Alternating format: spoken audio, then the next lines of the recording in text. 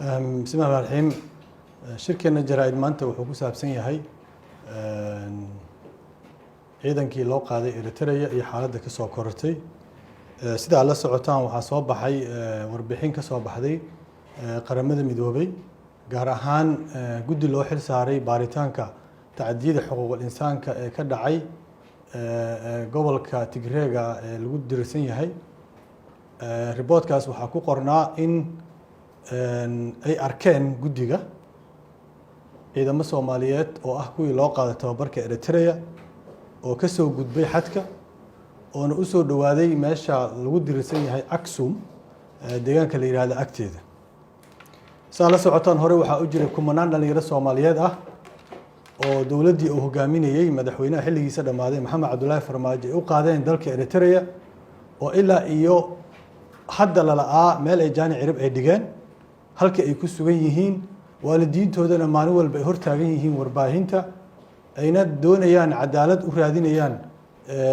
wiilashoodii iyo gabdhahoodii loo qaaday wadanka Eritrea ogtiin ciidankaas waxaa lagu qaaday si sharci darro oo aan waafaqsanayn nidaamka qorista ciidanka xoogga dalka Soomaaliyeed ama ciidanka qalabka sida guud ahaan markaan baaritaan sameynay waxaan weynay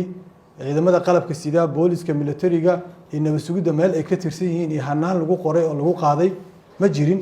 dawladduna way ka aamusneed intaas ay waalidiinta dalbanayeen inay ka jawaabaan way diideen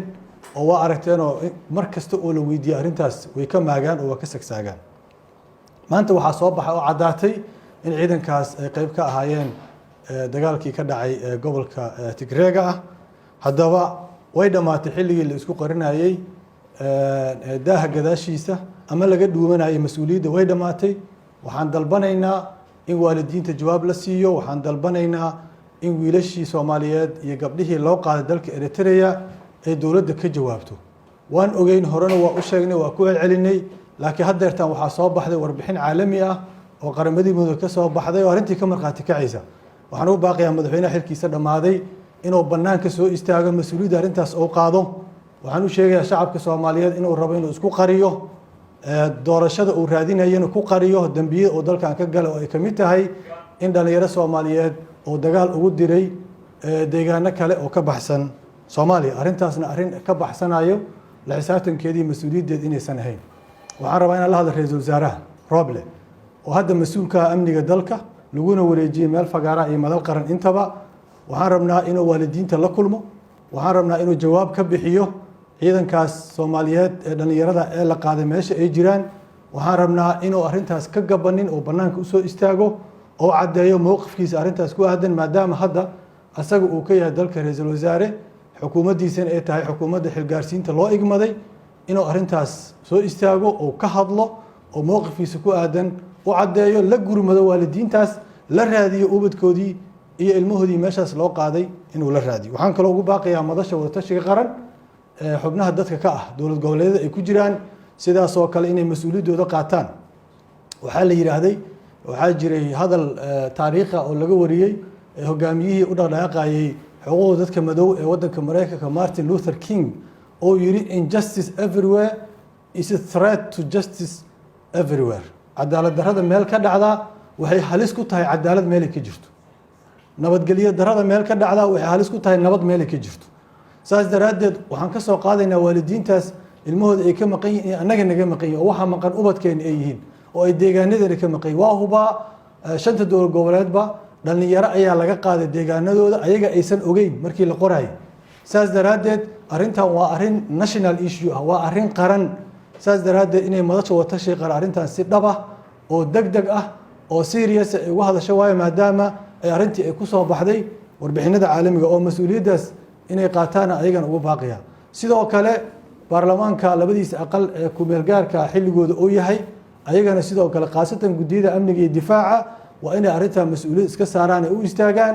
oo ay waalidiinta la saftaan oo arrintii maadaama ay soo cadaanayso maalin ka dambayso ay gudiyadaas baaritaan ku dhaqaaqaan oo ay la xisaabtan arrintaas ku aadan inta yaroo u hartay dadka Soomaaliyeed koleyta xildhibaano waa labada aqal doorashay rabaane inay intaas ummadda Soomaaliyeed ay ku sheegtaan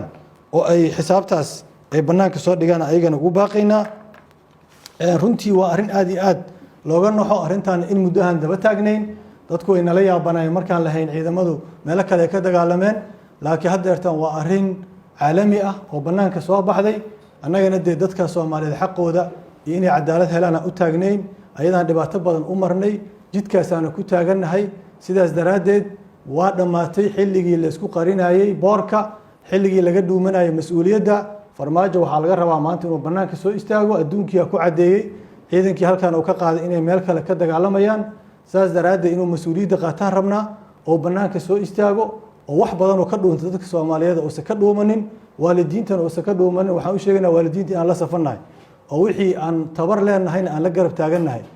ayagana inaysan ka quusanin inay xaqooda raadsadaan oo ilaa xaqooda ay ka helayaan oo ilmahoodii loo soo celinayo oo guryahooda loogu soo celinayo naf iyo nolol maxay tahayba